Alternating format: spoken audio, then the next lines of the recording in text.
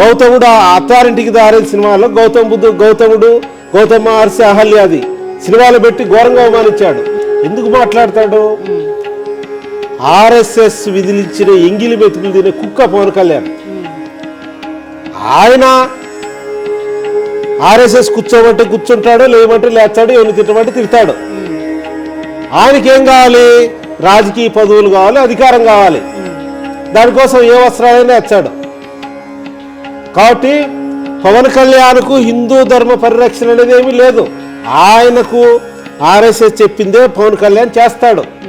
RSS భక్తుడు కాదు, హిందూ భక్తుడు కాదు పవన్ కళ్యాణ్. కనుక ఇక్కడ పవన్ కళ్యాణ్ అనేటువంటి వ్యక్తి ఏంటంటే ఒక బెగ్గర్. అతడు హిందూ ధర్మ రక్షకుడు కాదు. నమస్తే, వెల్కమ్ టు టుడే 18 న్యూస్. నేను కల్పన. సో అయోధ్య మీద ఎన్నో ఆరోపణలు వస్తున్నాయి. డొనేషన్స్ గురించి చాలామంది, ఇందులో 8 మంది అరెస్ట్ అయ్యారు అని కూడా వార్తల్లో వినిపిస్తుంది. మరి అయోధ్య స్కామ్ అనేది నిజమా, వాస్తవాలేంటి, అవాస్తవాలేంటి తెలుసుకునే ప్రయత్నం చేద్దాం. తిరుపతి అన్నమయ్య కళాక్షేత్రం పీఠాధిపతి విజయ శంకర స్వామి మన ముందున్నారు. స్వామి నమస్తే. ఓం నమో వెంకటేశాయ. ఎట్లున్నారు స్వామి, బాగున్నారా? బాగున్నాం. సో అయోధ్య స్కామ్ గురించి సోషల్ మీడియాలో చాలా వైరల్ అవుతుంది. ఇది వాస్తవం అంటారా, లేకుంటే అబద్ధం అనుకోవచ్చా? ఇందులో నిజాలు ఏమున్నాయి అసలు? సిట్టు నివేదికలో తేల్చింది కదా, 40 రోజుల్లో 75 వివరాలను తెలియచేసింది కదా. అంతా కూడా జరిగిందనే విషయం అందరూ కూడా ఆమోదిస్తున్నారు. ఇంకా విచారణ కూడా జరుగుతుంది. ఇక్కడ ప్రధానమైనటువంటి విషయం ఏంటంటే, అందరూ కూడా మాకెవరికి సంబంధం లేదు, అక్కడ పనిచేసే వాళ్ళు అక్కడ డబ్బులు తీసుకొని, ఉండిలో డబ్బులు కానీ తీసుకొని వెళ్ళారు, మాకెవరికి సంబంధం లేదు అంటున్నారు అంతా కూడా. 40 రోజుల్లో 70 దొంగతనాలు సిట్టు ఆధారాలతో సహా చూయించింది. అక్కడ రాముడి బంగార విగ్రహాలు ఇవన్నీ పోయాయి, ఇంకా అనేక రకాల అవకతవకలు జరిగాయని చెప్పారు.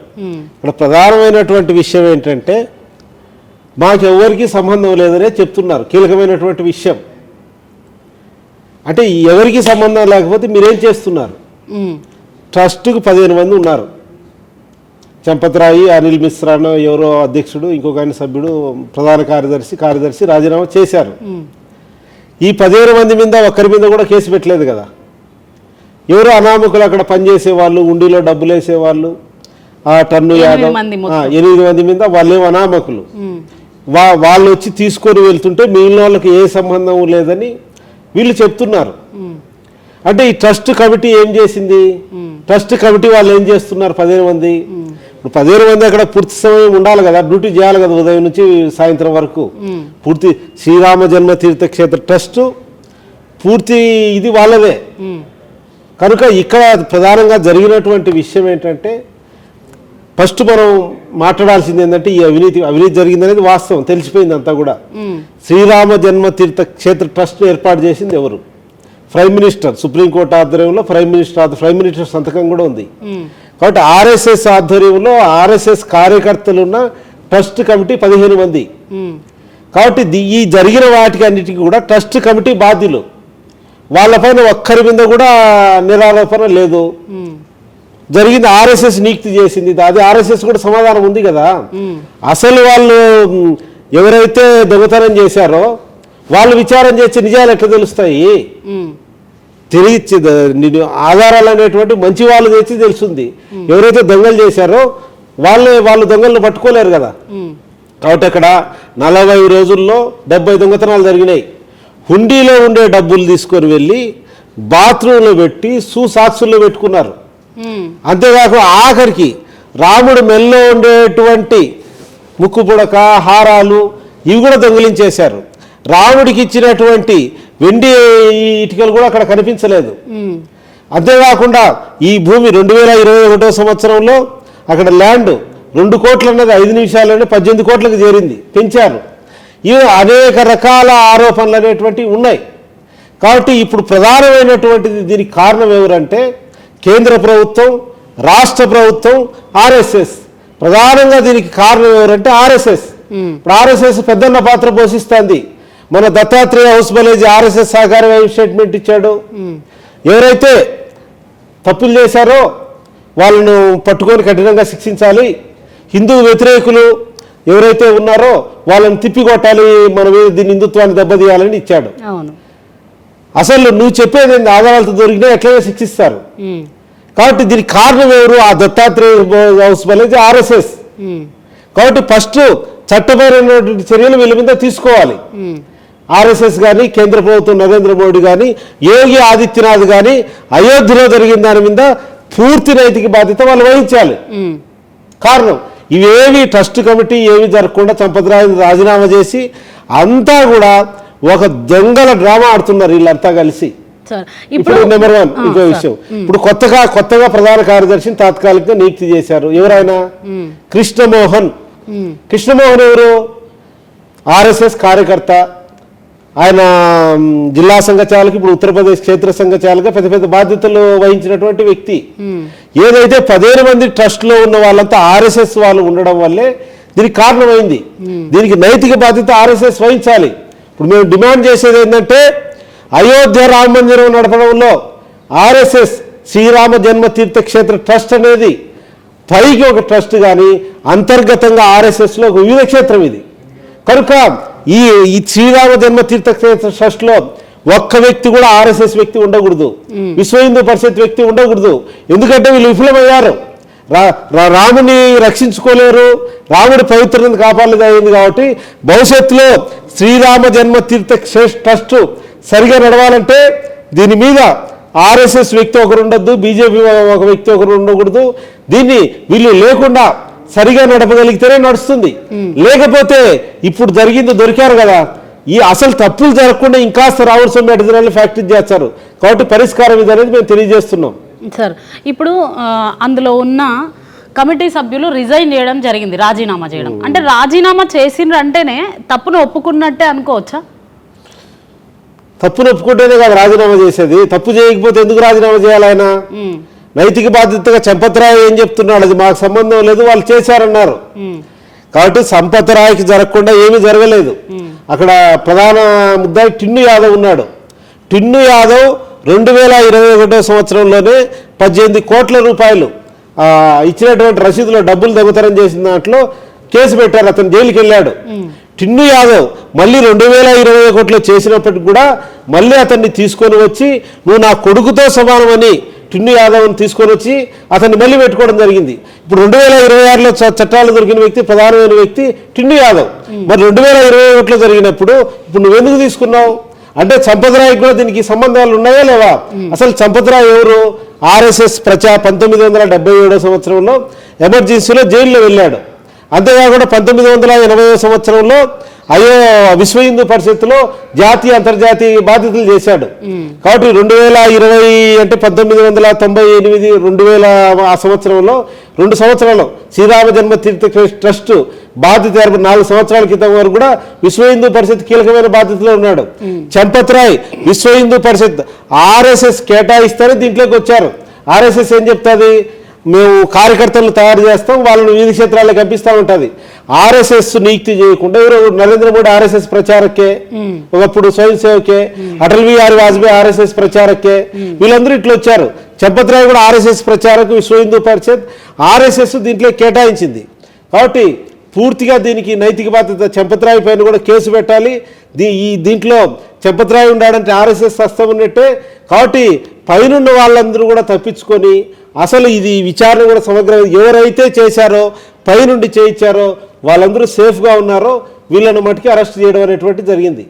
సో ఇంత పెద్ద స్కామ్ జరిగినప్పుడు, అది కూడా అయోధ్య రామ టెంపుల్లో జరిగినప్పుడు నరేంద్ర మోడీ ఇప్పటికీ కూడా మౌనంగానే ఉన్నాడు. అసలు దీని మీద స్పందించలేదు. దాని మీద నరేంద్ర మోడీ గారి మీద మీ అభిప్రాయం ఏంది? అసలు నరేంద్ర మోడీ గారిని ఈ మధ్య విదేశాల్లో ఒక ప్రశ్న వేశారు, మీరు ఇప్పటి వరకు ఒక ప్రెస్ మీట్ కూడా ఎందుకు పెట్టలేదు అనేది పెద్ద వైరల్ అయింది. నరేంద్ర మోడీకి ప్రశ్నకు సమాధానం చెప్పడం ఉండదు. నరేంద్ర మోడీ కాదు, ఆర్ఎస్ఎస్ ఫిలాసఫీ ఏంటంటే ఎవరి ప్రశ్నకు వాళ్ళు సమాధానం చెప్పరు. ఆర్ఎస్ఎస్ యొక్క కార్యపద్ధతిలో అది ఒక భాగం.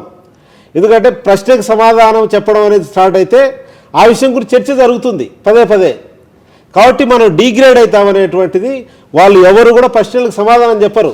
ఇప్పుడు నరేంద్ర మోడీ ప్రశ్నకు సమాధానం ఏం చెప్తాడు? ఆయనే నీకు చేశాడు, ఆయన చెప్తే ఆయన మాట్లాడినట్టు చర్చ జరుగుతుంది. నరేంద్ర మోడీ కూడా దీంట్లో భాగస్వామ్యం అవుతాడు. కేంద్ర ప్రభుత్వ ప్రతిష్ట, నరేంద్ర మోడీ ప్రతిష్ట దెబ్బతింటుంది. కాబట్టి మౌనంగా ఉంటే వీళ్ళే అరిసి గమ్మునుంటాలని నరేంద్ర మోడీ ఒక స్ట్రాటజిక్గా మౌనంగా ఉన్నాడు. సో పవన్ కళ్యాణ్ అంటే పవన్ కళ్యాణ్ గురించి నేను ఎందుకు అడుగుతున్నా స్వామి గారు అంటే ఇది పాలిటిక్స్ కాదు, కానీ ఒక మందిరం గురించి, అయోధ్య రామ మందిరం గురించి కాబట్టి నేను అడగాల్సి వస్తుంది. గతంలో చూసుకున్నట్టయితే టీటీడీ లడ్డులో కల్తీ నెయ్యి కలిసిందని ఎంతో ఆయన అక్కడికి వెళ్ళి మెట్లు అడగడం అది ఇది జరిగింది. లడ్డు విషయంలో అంత రియాక్ట్ అయిన పవన్ కళ్యాణ్ అయోధ్య స్కామ్ గురించి పవన్ కళ్యాణ్ ఎందుకు మాట్లాడలేకపోతున్నాడు? అసలు ఎందుకు మాట్లాడతాడు? ఆర్ఎస్ఎస్ విధిలించిన ఎంగిలి మెతుకులు తినే కుక్క పవన్ కళ్యాణ్. ఆయన ఆర్ఎస్ఎస్ కూర్చోమంటే కూర్చుంటాడు, లేమంటే లేస్తాడు, ఎవరిని తిట్టమంటే తిడతాడు. ఆయనకేం కావాలి? రాజకీయ పదవులు కావాలి, అధికారం కావాలి. దానికోసం ఏ వస్త్రాలైనా వచ్చాడు. కాబట్టి పవన్ కళ్యాణ్కు హిందూ ధర్మ పరిరక్షణ అనేది ఏమీ లేదు. ఇప్పుడు అయోధ్య మీద కానీ ఎక్కడ కూడా మాట్లాడడం లేదు కదా. అనేక హిందుత్వ విషయాల మీద ఆంధ్రప్రదేశ్లో అదే టీటీడీ గురించి మాట్లాడిన ఆయన అయోధ్య స్కామ్ గురించి ఎందుకు మాట్లాడ్డారు? ఆర్ఎస్ఎస్ చెప్పలేదు కాబట్టి మాట్లాడలేదు. ఆయనకు ఆర్ఎస్ఎస్ చెప్పిందే పవన్ కళ్యాణ్ చేస్తాడు. ఆర్ఎస్ఎస్ భక్తుడు కాదు, హిందూ భక్తుడు కాదు పవన్ కళ్యాణ్. తన స్వార్థపూరితమైన భక్తుడు. పవన్ కళ్యాణ్ జీవితం చూడండి, గత సినిమాల్లో చూడండి, ఆయన అనేక హిందూ మతాన్ని ఘోరంగా అవమానించాడు. గౌతముడు అత్తారింటికి దారే సినిమాలో గౌతమ మహర్షి అహల్యాది సినిమాలు పెట్టి ఘోరంగా అవమానించాడు. స్వామీజీలు కానీ అనేక సంఘటనలు కానీ. కనుక ఇక్కడ పవన్ కళ్యాణ్ అనేటువంటి వ్యక్తి ఏంటంటే ఒక బెగ్గర్. అతడు హిందూ ధర్మ రక్షకుడు కాదు. అతడు ఆర్ఎస్ఎస్ చెప్తే ఎందే చేస్తాడు. కాబట్టి అతడు అనేటువంటి వ్యక్తి కేంద్రంలో పవర్ ఉంది, అర్థమైపోయింది దానికి. ఆర్ఎస్ఎస్ బీజేపీ పవర్ అంతా వాళ్ళదే. ఇప్పుడు మనం ఏం చేయలేం, వీళ్ళకి భజన చేసి జై మోడీ జై ఆర్ఎస్ఎస్ అని పోయినామనుకో అన్ని పనులు అయిపోతాయి అనేది. ఇంతకుముందు ఏం మాట్లాడాడు? చెగువేర ఫోటో పెట్టుకున్నాడు. ఆయన గాలివాటం మనిషి.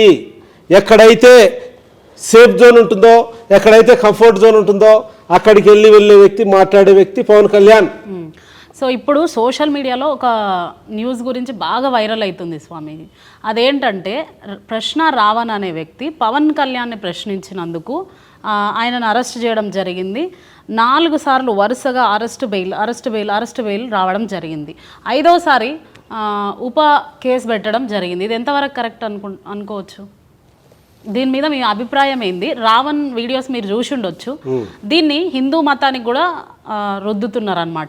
రాముని తిట్టిండు కాబట్టి ఆయనను అరెస్ట్ చేయడం జరిగింది, ఇది దేశద్రోహం, రాజద్రోహం అని అంటున్నారు. మరి రావణ్ మీద మీ అభిప్రాయం ఏంటి? నేను రావణ్ ఎవరు నాకు తెలియదు. పిఠాపురంలో మాట్లాడిన తర్వాత ఫస్ట్ టైం ఆయన వీడియో నేను చూశాను. రావణ్ది. రావణ్ ఏంటంటే పవన్ కళ్యాణ్ ఇమిటేట్ చేస్తూ మాట్లాడాడు. ఏదైతే ఏం చెప్పాడంటే పిఠాపురంలో పవన్ కళ్యాణ్ గారు మాట్లాడిందే నేను మాట్లాడుతున్నాను. పవన్ కళ్యాణ్ గారు గతంలో చెప్పు ఇట్లా తిప్పి కొడతా అన్నాడు. ఎవరైతే మత విద్వేషాలు రెచ్చగొడుతున్నారో నేను కూడా చెప్పు ఇట్లా తిప్పి కొడతాను అన్నాడు రావణ్. చాలా మాట్లాడాడు. ఒక 5 నిమిషాలు వీడియో విన్నాను. అది యూట్యూబ్లో ఫేస్బుక్లో వస్తుంటే నేను చూశాను. కనుక ఎవరు మాట్లాడినా తప్పే కదా. అన్పార్లమెంటరీ లాంగ్వేజ్ ఎవరు కూడా మాట్లాడద్దు కదా. కాబట్టి రావణ్ ఏం మాట్లాడాడు, హిందూ దేవతను ఏమి దూషించాడు, ఒక షార్ట్గా పెట్టారు అంతా కూడా. కాబట్టి రావణ్ అనేటువంటి వ్యక్తి హిందూ మతాన్ని దూషించిన వాళ్ళు చాలామంది ఉన్నారు కదా. ఇక్కడే ఈ హైదరాబాద్లోనే అనేక రకాలుగా మాట్లాడిన వాళ్ళు చాలామంది ఉన్నారు. కనుక హిందూ మతాన్ని దూషించినటువంటి వాటి విషయంలో విచారణ చేసి దానికి ఎంత పనిష్మెంట్ ఉంటుందో అది చేయాలి. ఇక్కడ సమస్య ఏంటంటే, ఒకటి రావణ్ అనేటువంటి వ్యక్తి ఒక స్వామీజీగా హిందూ మతంలో కొన్ని విషయాలు నేను ఖండిస్తున్నాను ఆయన విమర్శించినట్టు. అయితే ఇక్కడ హిందూ మతంతో పాటు రాజకీయ రంగం అనేటువంటిది పులుముకున్నది. ఇక్కడ ప్రధానమైనటువంటి కారణం ఏంటంటే అతడు పూర్తిగా గవర్నమెంట్ రాజకీయాలు ఇవన్నీ పులుముకున్నాయి. ఎప్పుడైతే ఈ రాజకీయ రంగు పులుముకున్నదో ఇతడు చేసిన దానికంటే అడిషనల్ యాడ్ అయిపోయింది. రాజకీయం ఎప్పుడైతే అవసరం అయిపోయిందో ఆ రావణ్ పైన ఒకటి ఉపా చట్టం అనేటువంటిది పెట్టడం అనేటువంటి తప్పు. అది దీనికి ఆ రావనటువంటి స్థాయి ఒక చిన్న యూట్యూబర్ ఆయన. కాబట్టి చట్టాలకి ఒక అరెస్ట్ చేయొచ్చు, కానీ ఊఫా లాంటి చట్టం అనేటువంటిది ఇటువంటి వాళ్ళ మీద చేస్తే, ఇప్పుడు ఊఫా చట్టం పెట్టాడు అతడు. ఇప్పుడు అక్కడ ఏం జరిగింది, పిఠాపురం జరిగిన మరుక్షణం వెంటబడ్డారు. నిజంగా అతని మీద పనిష్మెంట్ చేయాలనుకుంటే ఆ రోజు నుంచే ఎందుకు తెలిసింది, ముందు నుంచే ఉంటే ముందే పెట్టచ్చు కదా ఆధారాలు చూపించి. కాబట్టి ఇతడి పైన రావణ్ పైన ప్రధానమైనటువంటి ఆరోపణలు ఏంటంటే, పిఠాపురంలో ఆయన మాట్లాడినటువంటి 5 నిమిషాల వీడియోనే ఇది ప్రధానమైనటువంటి కారణమని నేను భావిస్తున్నాను. కాబట్టి అది మాట్లాడినటువంటిది అది రకరకాల రాజకీయంగా అనేక రకాల ఇబ్బంది కలిగించింది. కాబట్టి అతడు మాట్లాడింది దాన్ని బట్టి అతడిని కఠినంగా శిక్షించాలి, ఇంకొకరు మాట్లాడాలంటే భయం పుట్టాలని ఒక రాజకీయమైనటువంటి ఉద్దేశంగా నేను చేసింది నేను అనుకుంటున్నాను. కాబట్టి హిందూ మతాన్ని ఎవరైతే విమర్శించినా కానీ దాన్ని, ఎందుకంటే దైవదూషణ అనేటువంటిది మంచిది కాదు కనుక, కాబట్టి రావణ్కు ఊఫా లాంటి చట్టాలు విధించాల్సినటువంటి అవసరం లేదు కనుక ఊఫా చట్టాన్ని అది విధించడం అనేది నేను ఖండిస్తున్నాను. సో రావణ్ పైన మీ అభిప్రాయం, ఉపా చట్టం ఆయన మీద ఉపయోగించే అవసరం లేదు అనుకుంటున్నారు. సో అయోధ్య గురించి ఫైనల్గా చెప్పాలి అంటే, అయోధ్య రామ మందిరం గురించి మీరు ఏం చెప్పాలనుకుంటున్నారు సార్ ప్రజలకి? అయోధ్యలో ఎవరైతే దోపిడీ చేసారో వాళ్ళు సేఫ్, ఏమి ఇబ్బంది లేదు, అంతా హాయిగా ఉన్నారు. పెద్ద పెద్ద వాళ్ళంతా కూడా ఏదో సాధారణ పనిచేసిన వాళ్ళు ఎవరైతే చేయించారో సేఫ్గా ఉన్నారు కనుక అసలైనటువంటి వాళ్ళు దోషులను పట్టుకోవాలి, వాళ్ళని శిక్షించాలి. దాంతోపాటు భవిష్యత్తులో ఇటువంటి జరగకుండా చూడాలని కోరుతున్నాం. సో థ్యాంక్ యూ స్వామి. సో అయోధ్య మందిరం గురించి చూసినాం కదా, ఆ స్కామ్లో ఎవరెవరైతే దోషులు ఉన్నారో వాళ్ళని కఠినంగా శిక్షించాలి, అట్లనే ఆ కమిటీ సవరణలు కూడా చేయాలని స్వామి గారు చెప్పడం జరిగింది. ఈ విషయం కేంద్రం కూడా బాధ్యత వహించాలి, ఆర్ఎస్ఎస్ కూడా బాధ్యత వహించాల్సిందిగా కూడా మనం చూసినాం. సో ఇంకో ఫైనల్ క్వశ్చన్ స్వామీజీ, అదేంటంటే ఇప్పుడు మీరు కాషాయ వస్త్రం ధరించుకున్నారు, హిందుత్వంలో ఇతర మతాలను దూషించమని ఎక్కడైనా ఉంటుందా? హిందూ మతంలో సర్వే జన సుఖినో భవంతు అని చెప్పారు. హిందూ మతంలో ఎక్కడా కూడా ఏకం సద్విప్రా బహుదా వదంతి అని చెప్పారు. సత్యస్వరూపుడైనటువంటి భగవంతుడు ఒకడే, ఋషులు బహువిధాలుగా వర్ణించారని. ఎవరు ఎవరిని విమర్శించినా కానీ తప్పే.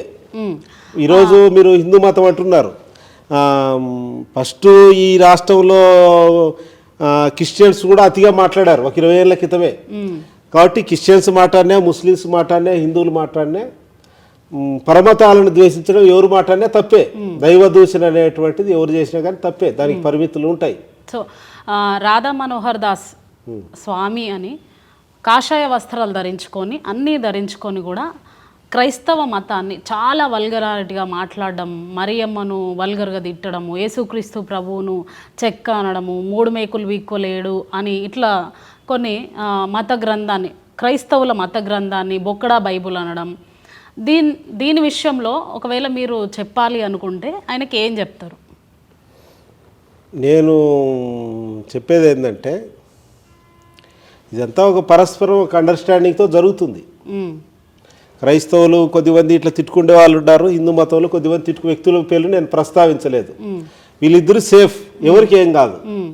ఒక క్రైస్తవులేమో హిందూ దేవి దేవతలు విమర్శిస్తుంటారు, వీళ్ళేమో క్రైస్తవులు విమర్శిస్తుంటారు. ఇట్లా ఆంధ్రప్రదేశ్లో 100 యూట్యూబ్ ఛానల్స్ ఉంటాయి.